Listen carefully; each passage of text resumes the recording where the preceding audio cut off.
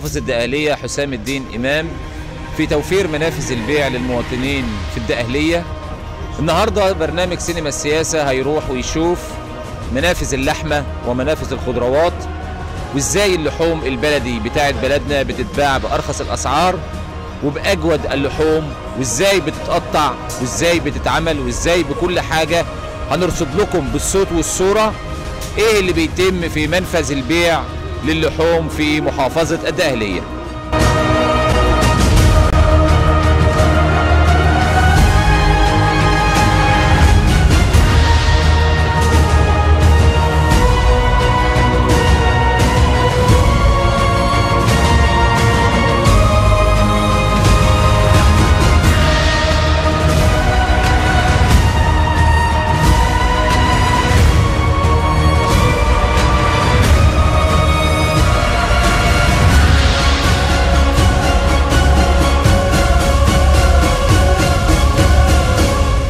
النهارده نعرف اللحمه عندك بكام، جايين نعرف انواع اللحمه. اتفضل كده اشرح لنا ايه اللي بيحصل. بالنسبه لاسعار اللحوم، الاسعار والانواع، ولحمه بلدي ولا مستورد؟ لحمه سوداني تمام، وضاني بلدي ب 75 جنيه الكيلو بدلا من 60. بالنسبه عشان حضرتك عارف. طب السبب الزياده السعر 15 كيلو، يعني 15 جنيه للكيلو في ايه؟ عشان الدولار. له علاقه الدولار باللحمه البلدي؟ لها علاقه باللحمه البلدي. ايه هي بقى مدى العلاقه؟ علف، انتاج العلف. يعني العلف اللي احنا بنستعمله للحوم والجاموسه النهارده هو ده سبب الغلاء ده. حضرتك بتستلم منين؟ بتستلم من وزاره الزراعه ولا مين اللي بيسلمك؟ بستلم من وزاره الزراعه ومجزر البساتين. اللي تابع للقوات المسلحه ولا وزاره الزراعه المجزر؟ اللي تابع للقوات المسلحه. القوات المسلحه، يعني القوات المسلحه واقفه معاك في تسليم اللحوم، ووزاره الزراعه واقفه، وبنحاول ندعم على قد ما بنقدر للمواطن. طب ووزير المحافظ الوزير محمد حسام وسياده الوزير المحافظ مدعمنا على قد ما في مستطاعته. انا شايف بسم الله ما شاء الله الاناره جميله عندك هنا وحاجات كتير.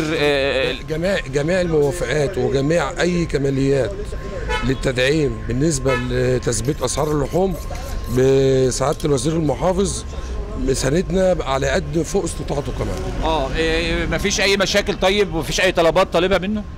مفيش اي طلبات بصراحه، لان كل الطلبات هو موفر للتدعيم للمواطن. بقالك قد ايه شغال في المنفذ فتحه؟ شهرين. والاقبال المواطنين والاهالي؟ بسم الله ما شاء الله. بسم الله ما شاء الله. عايزين ناخد رايك انت بقى في الاقبال وحته الكبده الحلوه بتاعتك كده بتعمل ايه؟ لا بسم الله ما شاء الله عندنا اقبال جامد قوي، وما عندناش مانع في اي حاجه. لو عاوز بفتيك، اسكالوب، والشفاخ ده، عرق، سن، كل حاجه موجوده. وشغل كانك جايبه من احلى حته، اطباق وحاجه نظيفه، والحمد لله عندنا الاقبال الصبح كمان احسن من بالليل. بتنافس المنتجات الكبيره والمحلات الكبرى بالمنفذ الجميل ده. بسم الله ما شاء الله، ما حدش بيشتكي من حته اللحمه خالص، لانها في الجوده زيها زي البلدي بتاعتنا بالظبط. انا ما شاء الله شايف مستوى النظافه حاجه راقيه، حاجه عاليه، حاجه على اعلى مستوى. شايف حتى الخطافات نظيفه وستانلس، وحتى سيادتك البنوك رخام، السكاكين ستانلس، عده ستانلس، سكاكين ستانلس، كله على اعلى مستوى. وريني كده ازاي ممكن تقطع كيلو كده ونوزنه نغلفه مع بعض كده. لما بيجي حضرتك اي زبون يشاور على حته اللحمه اللي هو عايزها بنجيبها له. الحته اللي تعجبه والمكان اللي يعجبه بنجيبها له، ما عندناش اي مشكله في اي حاجه. تمام، يعني هي حته اهي موجوده قدامنا، هي تشرح لنا كده، توزن كده وتغلفها كده سيادتك، وهي بحالها من غير ما تقطع حتى. يعني مثلا ده حضرتك قيمه كيلو وربع، نقوم مكملينها حته كده اهو، برده من نفس اللحمه كده بزياده شويه مفيش مشكله، وبتتغلف حضرتك كده. شغل نضيف، شغل على ميه بيضاء. ما عادش الورقه اللي كانت ميزان الربع كيلو. لا لا لا لا لا لا, لا. لدرجه ان حضرتك الزبون لو عايز نص كيلو بفتيك بنعمل له، ما بنقولش لحد لا. عندنا تعليمات من السيد المحافظ بكده. ممنوع كلمه لا لاي مواطن، حتى لو احتاج كميه قليله. ان شاء الله يكون عايز ربع كيلو، ما عندناش اي مشكله في اي حاجه. تمام. زي ما حضرات المشاهدين اهو شايفين اهيت اللحمه قدامنا اهي، بطريقه التغليف، بطريقه كل حاجه. اللحمه هي حته واحده كلها اهي، القطعه المتقطعه اللي هي قدامنا اهي كلها هيت حاجه احلى من البلدي. لا استغلال لتجار جشعين، ولا احتكار للمواد، ولا احتكار لاي حاجه، ولا بيديك حاجه خربانه، ولا بيديك حاجه بايظه، بيديك للامن والامان عشان ياكل ناسك وتاكل اولادك. وبرده الثلاجات بتاعتنا هيت. افتح الثلاجه يا حبيبي، لا مؤاخذه يا باشا.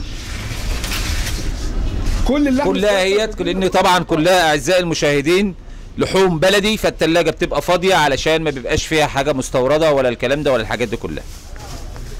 تمام. لغايه المفروم بنقطع للزبون ونفرم، يعني ما الزبون يقطع الحته اللي على كيفه ونفرمها له. مكنه الفرمه هي حاجه في منتهى النظافه وحاجه في منتهى الامان والجوده برضه، عشان اللي عايز يفرم واللي عايز يعمل الكلام ده. انت من المنصوره طبعا. ايه رايك في الشغل والزبون؟ لا الله ينور، وما شاء الله في شويه زباين حلوين، وهنا اصلا ما شاء الله يعني لحمه حلوه. تمام. انت اصلا ابن جزار ولا شغلتك ايه؟ لا انا يعتبر هنا متربي، هم بيعملوا هنا كده كاخ كده. يلا ربنا يوفقك يا رب ان شاء الله. حضرتك زبون؟ لا ايه رايك في الوضع؟ لا والله لحمه 10/10 مستديم على طول؟ مستديم على طول، باخد من هنا دايما على طول. والله يعني لحم بيتك، لحمه قرايبك، كله والله بنيجي ناخده من هنا.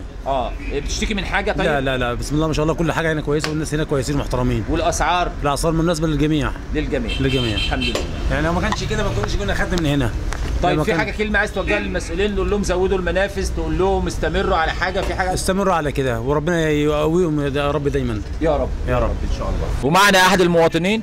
انا كل اللي اقدر اقوله يا سعاده الباشا ان الرئيس بتاعنا ربنا يحميه يا رب، وبيحارب الغلاء الاسعار في المشاريع اللي هو بيعملها دي، وربنا يحرسه لمصر ويحميه يا رب يا رب يا رب يا رب من كل قلبي.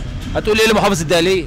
ربنا يحرسه يا رب ويزود في المشاريع بتاعتنا ويعمل الاحسن والاحسن والاحسن والاحسن، وربنا يحرسه لمصر يا رب. عايز اعرف من حضرتك، انت مستعد لاعياد الاقباط القادمه ان شاء الله؟ انا بوجه دعوه لاخواتنا الاقباط باجود انواع اللحوم وتحطيم بالنسبه لهم لاكبر انخفاض الاسعار. تمام.